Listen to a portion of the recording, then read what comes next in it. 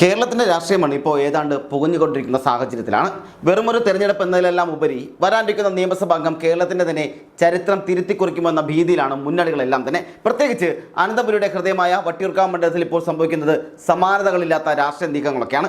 BJPയുടെ സ്ഥാനാർത്ഥി ഇന്നത്തെക്കുറിച്ച് കഴിഞ്ഞ കുറച്ച് ദിവസങ്ങളായി പല വിധത്തിലുള്ള അഭ്യൂഹങ്ങൾ നാം കേൾക്കുകയും സംസാരിക്കുകയും ചെയ്തിരുന്നെങ്കിലും എന്നാൽ എല്ലാ രാഷ്ട്രീയ കണക്കുകൂട്ടലുകളെയും തലകീഴായി മറിച്ചുകൊണ്ട് മുൻ DGP R ശ്രീലേഖ തന്നെ വട്ടിയൂർക്കാവിൽ കളത്തിലിറങ്ങാൻ BJP ദേശീയ നേതൃത്വം ഇപ്പോഴത്തെ തീരുമാനിച്ചിരിക്കുകയാണ്. ഇത് വെറുതെ എടുത്തൊരു തീരുമാനമല്ല, മറിച്ച് അത്യന്തം ചടലവും തന്ത്രപൂർവ്വമായ ഒരു നീക്കമായാണ് നാം ഇതിനെ മനസ്സിലാക്കേണ്ടതും തിരിച്ചറിയേണ്ടത്. കാരണം തിരുവനന്തപുരം മേയർ സ്ഥാനത്തേക്ക് തന്നെ പരിഗണിക്കാത്തതിൽ R ശ്രീലേഖ പരസ്യമായി തന്റെ പ്രതിഷേധമെല്ലാം അറിയിച്ചതാണ്. ആ പ്രതിഷേധത്തെ രാഷ്ട്രീയമായി തന്നെ എങ്ങനെ ഉപയോഗിക്കണമെന്ന് BJP കേന്ദ്ര നേതൃത്വത്തിന് കൃത്യമായ ധാരണയുണ്ട്. അതുകൊണ്ട് തന്നെയാണ് കുമ്മനം രാജശേഖരൻ മുതൽ ശോഭാ സുരേന്ദ്രൻ വരെയുള്ള പ്രമുഖ നേതാക്കളെ മാറ്റി നിർത്തിക്കൊണ്ട് ശ്രീലേഖയെ പോലൊരു ഹൈ പ്രൊഫൈൽ സ്ഥാനാർത്ഥിയെ തന്നെ വട്ടിയൂർക്കാവിൽ പരീക്ഷിക്കാൻ BJP ഇപ്പോൾ തയ്യാറാകുന്നത്. വട്ടിയൂർക്കാവിൽ ശോഭ എത്തിയേക്കുമെന്നുള്ള ആവശ്യത്തിൽ അല്ലെങ്കിൽ ശോഭ എത്തിക്കണമെന്നുള്ള ആവശ്യത്തിന് BJP പ്രവർത്തകർക്കിടയിൽ വലിയ സ്വീകാര്യത ഉണ്ടായിരുന്നുവെങ്കിലും മണ്ഡലത്തിലെ വോട്ടർമാരുടെ സ്വഭാവവും ജയസാധ്യതയും കണക്കിലെടുത്ത് ദേശീയ നേതൃത്വം ശ്രീലേഖയുടെ പേരിൽ ഉറച്ചു നിൽക്കുകയായിരുന്നു. ഈ വമ്പൻ നീക്കത്തിന് പിന്നിൽ RSSന്റെ ശക്തമായ ഇടപെടലുണ്ട് എന്നുള്ളതാണ് യാഥാർത്ഥ്യമായ കാര്യവും. ആലുവയിൽ ചേർന്ന RSS യോഗത്തിന് ശേഷമാണ് കേരളത്തിലെ BJPയുടെ സ്ഥാനാർത്ഥിത്വത്തിൽ വിപ്ലവകരമായ മാറ്റങ്ങളെല്ലാം ഉണ്ടായിരിക്കുന്നത്. കേവലം രാഷ്ട്രീയ ചർച്ചകൾക്കെല്ലാം അപ്പുറം RSSുമായി അതീവ ഗൗരവമായ കൂടിയാലോചനകൾ നടത്തിയ ശേഷമാണ് BJP തങ്ങളുടെ ഓരോ തെരഞ്ഞെടുപ്പ് നീക്കങ്ങളെയും ആസൂത്രണം ചെയ്യുന്നത്. വട്ടിയൂർക്കാവിൽ കോൺഗ്രസ് സ്ഥാനാർത്ഥിയെ K മുരളീധരൻ എത്തുന്നു എന്നുള്ള ഏതാണ്ട് തീരുമാനമായതോടെ തൊട്ടു പിന്നാലെയാണ് ശ്രീലേഖയെ കളത്തിലിറക്കാൻ BJP ധൃതി പിടിച്ച് തീരുമാനമെടുത്തത്. ഒരു മുൻ പോലീസ് ഉദ്യോഗസ്ഥ എന്ന തരത്തിലുള്ള അവരുടെ വലിയ തരത്തിലുള്ള പ്രതിച്ഛായയും അതുപോലെ തന്നെ ഭരണത്തിലെ നൈപുണ്യതയും മുരളീധരനെ പോലൊരു അധികാരിനെ നേരിടാൻ സഹായിക്കുമെന്ന് BJP വിശ്വസിക്കുകയും ചെയ്യുന്നുണ്ട്. മറുവശത്ത് സിറ്റിംഗ് MLA VK പ്രശാന്ത് മണ്ഡലത്തിൽ തന്റെ സ്വാധീനം വലിയ തോതിൽ വർദ്ധിപ്പിച്ചെന്നുള്ള റിപ്പോർട്ടുകളും LDFന് വലിയ പ്രതീക്ഷ നൽകുന്ന കാര്യം കൂടിയാണ്. മേയർ ബ്രോ എന്ന പേരിൽ വട്ടിയൂർക്കാവിൽ പ്രശാന്ത് നടത്തിയ വികസന പ്രവർത്തനങ്ങൾ ജനങ്ങൾക്കിടയിൽ വലിയ ചർച്ചയായതെല്ലാമാണ്. എന്നാൽ മണ്ഡലം പൊതുവെ BJPക്ക് വലിയ തേരോട്ടം ഉണ്ടാക്കുമെന്ന് അല്ലെങ്കിൽ വേരോട്ടമുള്ള ഇടമാണെന്നും കൃത്യമായൊരു സ്ഥാനാർത്ഥി വന്നാൽ വിജയം സുനിശ്ചിതമാണെന്നുമാണ് സംസ്ഥാന നേതൃത്വം കേന്ദ്രത്തെ ധരിപ്പിച്ചിരിക്കുന്നത്. വട്ടിയൂർക്കാവിലേക്ക് വോട്ടർമാർക്ക് മാറ്റം വേണമെന്ന ആഗ്രഹം BJPക്ക് ഗുണകരമാകുമെന്ന് അവർ വിശ്വസിക്കുകയും ചെയ്യുന്നുണ്ട്. ഈ മണ്ഡലത്തിന്റെ ചരിത്രം നോക്കിയാൽ നമുക്ക് പല കാര്യങ്ങളും വ്യക്തമാക്കുകയും ചെയ്യും. 2011 മണ്ഡലം രൂപീകരിക്കപ്പെട്ട ശേഷം നടന്ന 2 തെരഞ്ഞെടുപ്പുകളിലും K മുരളീധരനൊപ്പമായിരുന്നു വോട്ടർമാരെല്ലാം നിന്നത്. അന്ന് അദ്ദേഹം നേടിയ ഭൂരിപക്ഷം എന്നത് അക്ഷരാർത്ഥത്തിൽ എതിരാളികളെ പോലും ഞെട്ടിക്കുന്ന ഒരു കാര്യമായിരുന്നു. 2011 ഇടതുപക്ഷത്തെ കരുത്തനായ ചെറിയാൻ ഫിലിപ്പിനെ 16,167 വോട്ടുകൾക്ക് തോൽപ്പിച്ചാണ് മുരളി തന്റെ ജൈത്രയാത്ര തന്നെ തുടങ്ങുന്നത്. 2016 കുമ്മനം രാജശേഖരൻ BJPക്ക് വേണ്ടി കടുത്ത പോരാട്ടമൊക്കെ കാഴ്ചവെച്ചപ്പോൾ മുരളീധരൻ ഏതാണ്ട് 7,622 വോട്ടുകൾക്ക് വിജയിക്കുന്ന സാഹചര്യമുണ്ടായി. അന്ന് CPM സ്ഥാനാർത്ഥി TN സീമ 3ാം സ്ഥാനത്തേക്ക് പിന്തള്ളപ്പെടുന്ന അവസ്ഥയുമുണ്ടായി. എന്നാൽ മുരളീധരൻ വടകര ലോക്സഭയിലേക്ക് മാറിയതോടെയാണ് വട്ടിയൂർക്കാവിൽ മാറ്റത്തിന്റെ കാറ്റ് വീശി തുടങ്ങിയത്. ഉപതെരഞ്ഞെടുപ്പിൽ VK പ്രശാന്ത് 14,465 വോട്ടിന്റെ ഭൂരിപക്ഷത്തിൽ കോൺഗ്രസ് സ്ഥാനാർത്ഥി K മോഹൻകുമാറിനെ വീഴ്ത്തുകയും മണ്ഡലം പിടിച്ചെടുക്കുകയും ചെയ്തു. 2021 VK പ്രശാന്ത് തന്റെ ആധിപത്യം തുടർന്നുകൊണ്ടായിരുന്നു. എന്നാൽ ഇത്തവണ സ്ഥിതി വ്യത്യസ്തമാണ്. ശ്രീലേഖയുടെ കടന്നുവരവ് മണ്ഡലത്തിലെ വോട്ടിംഗ് ശതമാനത്തിൽ വലിയ മാറ്റങ്ങളെല്ലാം വരുത്തുകയും ചെയ്യും. തിരുവനന്തപുരം ജില്ലയെ സംബന്ധിച്ചിടത്തോളം BJPക്ക് ഇത് ജീവൻ മരണ പോരാട്ടം കൂടിയാണ്. നേമം, കഴക്കൂട്ടം, വട്ടിയൂർക്കാവ്, കാട്ടാക്കട, തിരുവനന്തപുരം, അതുപോലെ തന്നെ സെൻട്രൽ, ഒപ്പം തന്നെ നെയ്യാറ്റിങ്കര എന്നീ മണ്ഡലങ്ങളിലും BJP വലിയ വിജയപ്രതീക്ഷയാണ് വെച്ച് പുലർത്തുന്നത്. ഇതിൽ ഓരോ മണ്ഡലത്തിലും അതിശക്തരായ സ്ഥാനാർത്ഥികളെയാണ് BJP അണിനിരത്താൻ വേണ്ടി ശ്രമിച്ചുകൊണ്ടിരിക്കുന്നത്. നേമത്ത് സംസ്ഥാന പ്രസിഡന്റ് രാജീവ് ചന്ദ്രശേഖർ മത്സരിക്കുമ്പോൾ കഴക്കൂട്ടത്ത് മുൻ കേന്ദ്രമന്ത്രി V മുരളീധരനാണ് വീണ്ടും ജനവിധി തേടുന്നത്.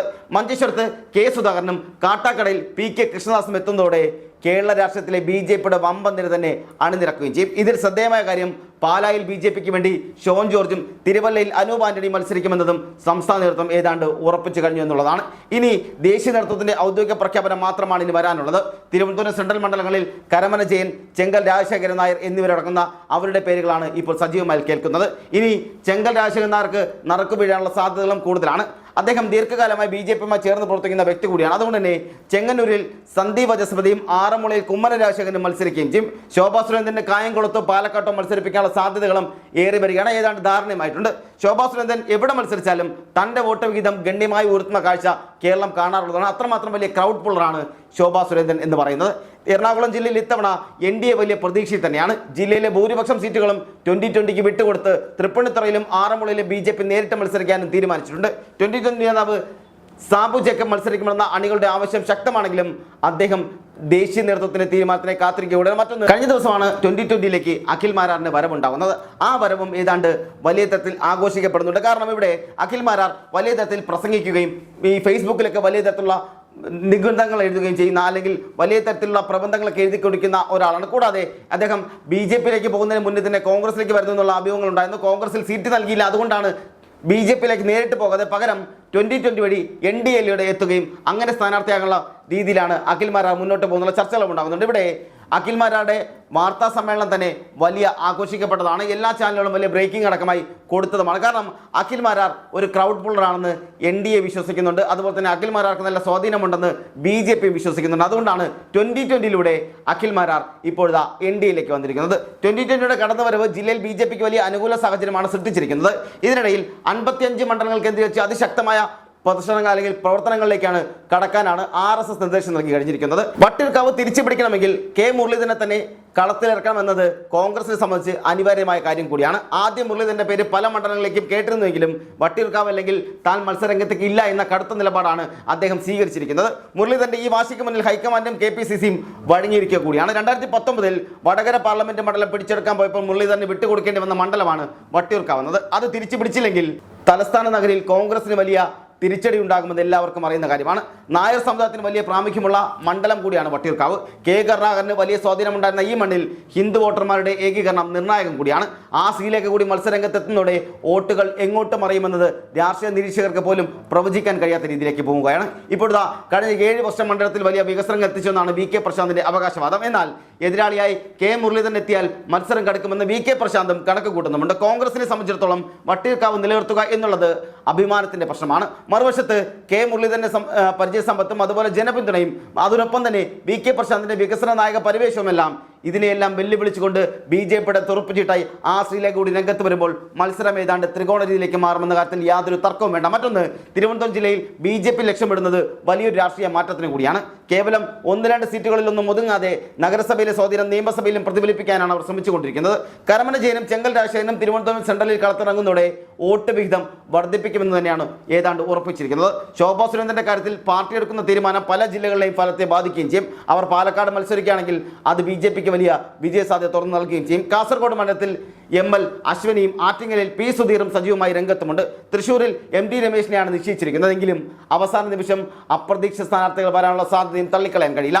BJP-യുടെ ഈ ചടുലമായ നീക്കങ്ങൾ കേരള രാഷ്ട്രീയത്തിൽ വലിയ ചർച്ചയായി കഴിയുകയും ചെയ്തിട്ടുണ്ട്. 30 സീറ്റുകൾ എന്ന ലക്ഷ്യം വെറുതെയുള്ളൊരു തള്ളല്ല എന്ന് തെളിയിക്കാനാണ് അവർ ശ്രമിച്ചുകൊണ്ടിരിക്കുന്നത്. 2020-യുമായുള്ള സഹകരണം എറണാകുളം ജില്ലയിൽ വലിയ വോട്ട് വീതം കൊണ്ടുവരുമെന്ന് തന്നെയാണ് BJP വിശ്വസിക്കുന്നത്. സാബു ജേക്കബ് മത്സരിക്കുകയാണെങ്കിൽ അത് എറണാകുളത്തെ രാഷ്ട്രീയ സമവാക്യങ്ങൾ തന്നെ ആകെ മാറ്റിമറിക്കുന്നത് കൂടിയായിരിക്കും. BJP-യുടെ ദേശീയ നേതൃത്വം ഓരോ മണ്ഡലത്തെയും സൂക്ഷ്മമായി നിരീക്ഷിച്ചാണ് സ്ഥാനാർത്ഥികളെ പ്രഖ്യാപിച്ചിരിക്കുന്നത്. വട്ടിയൂർക്കാവിൽ ത്രികോണ മത്സരം കേരളം കണ്ട ഏറ്റവും വലിയ രാഷ്ട്രീയ പോരാട്ടങ്ങളൊന്നായി മാറുമെന്നതിൽ യാതൊരു തർക്കവും വേണ്ട. ഓരോ വോട്ടും നിർണായകമായ ഈ പോരാട്ടത്തിൽ ആരാണ് ജയിക്കാൻ പോവുക, ആരാണ് വീഴാൻ പോവുക എന്നുള്ളതറിയാൻ ഇനി അധികം നാളുകളൊന്നും കാത്തിരിക്കേണ്ടി വരില്ല. ഭരണപക്ഷവും പ്രതിപക്ഷവും ഒരുപോലെ ആശങ്കയിൽ തന്നെയാണ്. BJP-യുടെ പുതിയ തന്ത്രങ്ങൾ തങ്ങളുടെ വോട്ട് ബാങ്കിൽ വിള്ളൽ വീഴ്ത്തുമോ എന്നുള്ള ഭീതിയിൽ കൂടിയാണ് ഇരു മുന്നണികളും ഇപ്പോഴുമുള്ളത്. അപ്പോഴും വലിയ തരത്തിലുള്ള മത്സരങ്ങൾക്കാണ് ഇനി കേരളം നിറയാൻ പോകുന്നത്. കാരണം കേരളം ഇനി കാത്തിരിക്കുന്നതും അത്തരത്തിലുള്ള വലിയ മത്സരങ്ങൾ തന്നെയാണ്. ഓരോ മണ്ഡലങ്ങളിലും ഒരുപക്ഷെ വലിയ തരത്തിലുള്ള ത്രികോണ മത്സരങ്ങൾ ഉണ്ടാകാനുള്ള സാധ്യതകളും രാഷ്ട്രീയ നിരീക്ഷകർ തള്ളിക്കളയുന്നുമില്ല.